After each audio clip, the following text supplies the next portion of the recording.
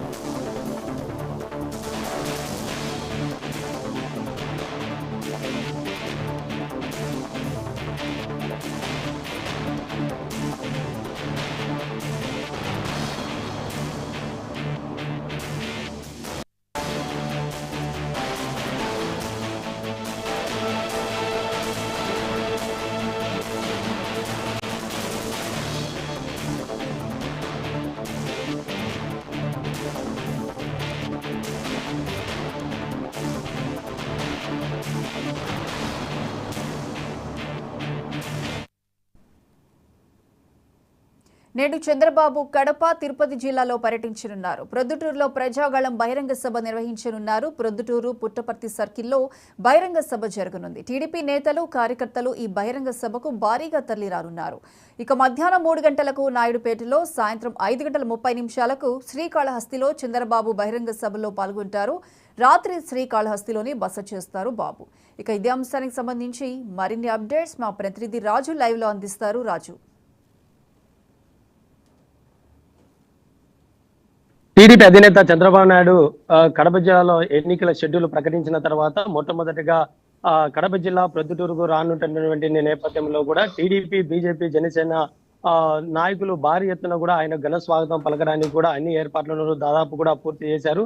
అయితే మరి ప్రొద్దుటూరు నియోజకవర్గంలో మరి ఈ రోజు ఉదయం 11 గంటలు కూడా మరి కొరపాడు గ్రామం దగ్గర ఉన్నటువంటి హెలిప్యాడ్ దగ్గర ప్రస్తుతం మనం ఉంటున్నాం. ఈ హెలిప్యాడ్ దగ్గర నుంచి కూడా రోడ్డు షో నిర్వహించున్నారు.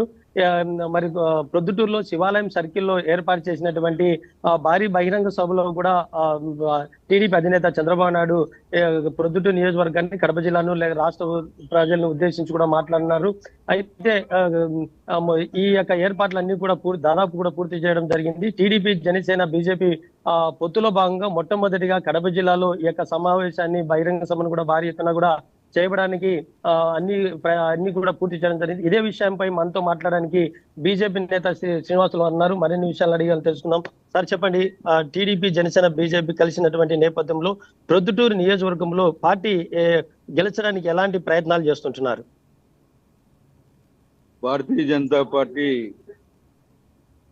ఆధ్వర్యంలో ప్రొద్దుటూరు నియోజకవర్గంలో నిన్న రాజుపాలెం మండలంలో 9 పంచాయతీలలో అన్ని గ్రామాలు పర్యటించడం జరిగింది. ఈ పర్యటించిన మొత్తం 9 పంచాయతీలలో కూడా ప్రజలు ప్రస్తుత వైసీపీ పరిపాలనను రాష్ట్ర వ్యాప్తంగా అలాగే ప్రాంతీయంగా ఉండబడిన ఎమ్మెల్యేని అసహించుకుంటా ఉన్నారు. ఇంత నీచమైన, దారుణమైన పరిపాలనను అందించిన సందర్భం అయితే లేదని చెప్పేసి మాట్లాడుతూ ఉన్నారు. గ్రామ స్థాయిలో పంచాయతీలకు వచ్చిన నిధులను కూడా కక్కుర్తిపడి రాష్ట్ర ప్రభుత్వము మరో దానికి తరలించడము, ఏ వ్యక్తికి కూడా ప్రభుత్వ పరమైన చిన్నపాటి సహాయం కూడా అందకపోవడము, ఏ విధంగా కూడా ప్రశ్నిస్తే వాళ్ళ పైన తప్పుడు కేసులు పెట్టడము, గాయాల పాలయ్యి పోలీస్ స్టేషన్లకు వెళ్ళిపోయిన మహిళలపైనే కూడా కేసులు మరి పిలిచి వైసీపీ నాయకులను పిలిపించుకొని పోలీసులు కేసు రిజిస్టర్ చేయడం అనేది ఒక దారుణ విషయంగా ఆయా ప్రాంతాల ప్రజలందరూ కూడా మాకు తెలియజెప్పుకోవడం జరిగింది. మరి ఇంత దారుణమైన పరిస్థితులలో ఏ పార్టీకి మీరు ఓట్లేస్తారనే సందర్భంలో అలయన్స్ కూటమికే ప్రజలందరూ కూడా మొగ్గు చూపడం, మొత్తం ఓటర్లందరూ కూడా ఏకపక్షంగా భారతీయ జనతా పార్టీ తరఫున కానీ జనసేన తరఫున కానీ టీడీపీ తరఫున కానీ ఉమ్మడి అభ్యర్థిగా ఉండబడిన వరదరాజు రెడ్డికి ఓట్లేసేదానికి ఆల్రెడీ సిద్ధపడిపోయినారు. జగన్మోహన్ రెడ్డి గారు ఓటమికి సిద్ధమైపోయిన పరిస్థితులు ఉన్నాయి. సార్, పొద్దుటూరు నియోజకవర్గంలో దాదాపు కూడా చాలా అభివృద్ధి చేశాను, ఆ అభివృద్ధి లేక సంక్షేమ పథకాలే నన్ను గెలిపిస్తాయి, తప్పకుండా నేను గెలిచే అవకాశాలు కూడా ఉన్నాయని చెప్పి కూడా రాచమల్లు చెప్తున్నారు. దీనిపైన మీరేమంటారు? రాచమల్లు చెప్పే అభివృద్ధి నేతి బీరకాయలో నెయ్యినంత సందంగానే ఉంటది. నిజంగా అతను అభివృద్ధి చేసింటే ప్రొద్దుటూరు పుట్టపర్తి సెంటర్ లో భారతీయ జనతా పార్టీ తరఫున గొర్రె శ్రీనివాసులు అయిన నేను అసెంబ్లీ కన్వీనర్ హోదాలో సవాలు విసురుతా ఉన్నా. నువ్వు చేసిన అభివృద్ధి ఏందో బహిరంగ చర్చకు మీడియా సాక్షిగా రావాలని పిలుస్తా ఉన్నాను. నువ్వు చేసిన అక్రమాలు దౌర్జన్యాలకు నేను సవివరణ ఇచ్చేదానికి కూడా సిద్ధంగా ఉన్నాను. నందం సుబ్బయ్య హత్య నువ్వు చేయించింది కాదా? మీ బావమరిది అక్కడ స్పాట్ లో ఆయుధాలు ధరించి హత్య చేసేదానికి ప్రయత్నం చేసింది కాదా? అలాగే జానపాటి రామగోపాల్కు హంతకులను కేసులోంచి తప్పించిన దాంట్లో నీ పాత్ర లేదా? ఎంతో మంది చేనేతలు కానీ అలాగే బీసీల ఆస్తులు కానీ కొల్లగొట్టినది మీ అన్న కాదా? పెన్నా నదిలో సుమారుగా 500 కోట్ల పైబడిన ఇసుక అక్రమ తరలింపు మీ కుటుంబం తరలించింది కాదా? అలాగే ల్యాండ్ మాఫియా ఎక్కడెక్కడ ఖాళీ జాగాలు కనిపిస్తే అక్కడంతా కూడా బాగా వేసి తప్పుడు డాక్యుమెంట్లన్నీ క్రియేట్ చేసింది మీ కుటుంబ సభ్యులు కాదా? ప్రొద్దుటూరు నియోజకవర్గంలో మున్సిపాలిటీ పరిధిలో ఏ కమర్షియల్ కాంప్లెక్స్ కానీ హాస్పిటల్ కాంప్లెక్స్ నిర్మాణం కానీ జరుగుతున్న సందర్భంలో మీ కుటుంబ సభ్యులు మున్సిపల్ అధికారులు అన్ని అనుమతులు ఉన్నప్పటికీ కూడా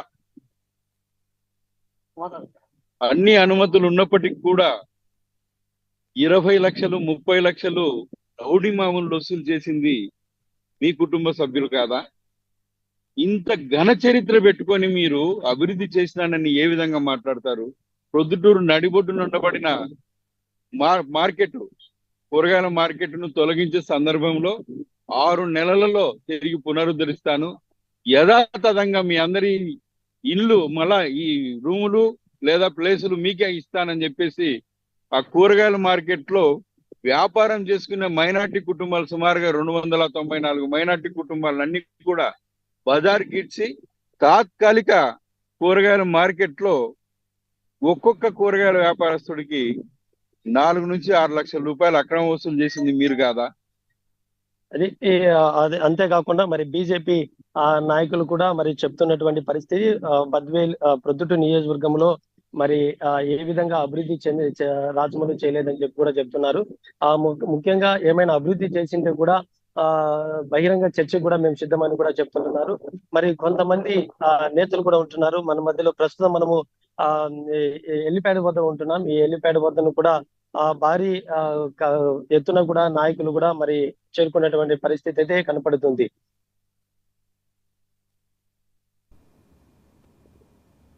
రైట్ రాజు.